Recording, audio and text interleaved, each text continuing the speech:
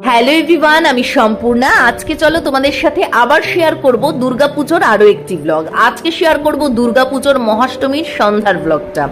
তো অষ্টমীর দিনকে সকাল থেকে আমরা কি কি করেছি সেই ভিডিও তো তোমাদের দেখিয়েছি।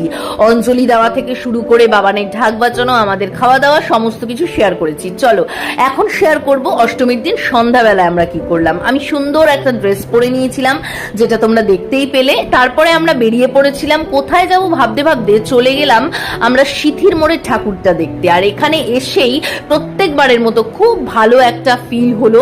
তো সিথির মোড়ের ঠাকুর দেখতে এসে আমরা বাইরেটা তো দেখলাম, পুজো মণ্ডপটা খুবই সুন্দর, ভেতরটা তো অসাধারণ হয়েছে, একটা অনবদ্য একটা থিম হয়েছে। তারপরে আমরা চলে এলাম এইখানকার মেলাতে। সিথির মোড়ের এই মেলাগুলো ভীষণই ফেমাস। তারপরে চলে গেলাম স্প্রিং পটেটো খেতে। এই স্প্রিং পটেটোটা এই ভাইটা ভীষণ ভালো বানিয়েছিল। আমি এর আগেও খেয়েছিলাম বৈশাখী মেলায়, কিন্তু খুব একটা ভালো খাইনি। তো যাই হোক, এখানে আমরা স্প্রিং পটেটো খেয়ে নিলাম, আরো দুটো একটা জিনিস খেয়েছিলাম। তারপরে এই যে শুভ্র ব্যস্ত হয়ে গিয়েছিল বাচ্চাদের নিয়ে, আর আমি একটুখানি ফিরে গিয়েছিলাম আমার ছোটবেলায়। এই যে বড় বড় নাগরদোলা আর এই সমস্ত যে রাইডস গুলো, এগুলো দেখে সেই ছোটবেলার কথাটাই মনে পড়ে যায়। আর সেই সময় কিন্তু এত ঝা চকচকে, এত কালারফুল ছিল না, কিন্তু তবুও এই জিনিসগুলো তখনও ছিল। তারপরে আমরা চলে এসেছিলাম বাগবাজারে। বাগবাজারে এসে প্রথমেই আমরা দেখতে পেলাম একটা বইয়ের দোকান। তো সেখানে এসে কিছুটা দাঁড়িয়ে পড়েছিলাম। হঠাৎ দেখি বৃষ্টি নেমে গেল। তারপরে আমরা চলে এলাম এই যেটা খেতে, সেটা হচ্ছে একটা এগরোল মোগলাইয়ের দোকানে এলাম। সেখানে এসে ফিশ ফ্রাই নিয়ে নিলাম। এখানে দুজন হাজবেন্ড ওয়াইফ তারা দোকান দিয়েছে এবং তাদের কিছু কর্মচারীও রেখেছে।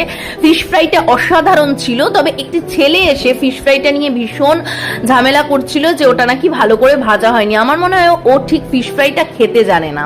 তো যাই হোক, সত্যি ভীষণ ভালো হয়েছিল ওই ফিশ ফ্রাইটা। তারপরে আমরা চলে এসেছিলাম বাগবাজারের একটা বাগবাজারের ঠাকুরটা দেখতে, এবং সেটা দেখে নিয়ে আবারও এখানকার মেলায় এসে দাঁড়িয়েছি। এদিকে বৃষ্টি শুরু হয়েছে। ওই বৃষ্টির মধ্যেই একটা ছাউনির সামনে দাঁড়িয়ে আমরা দুজন মিলে তন্দুরি চা খেয়ে নিচ্ছিলাম।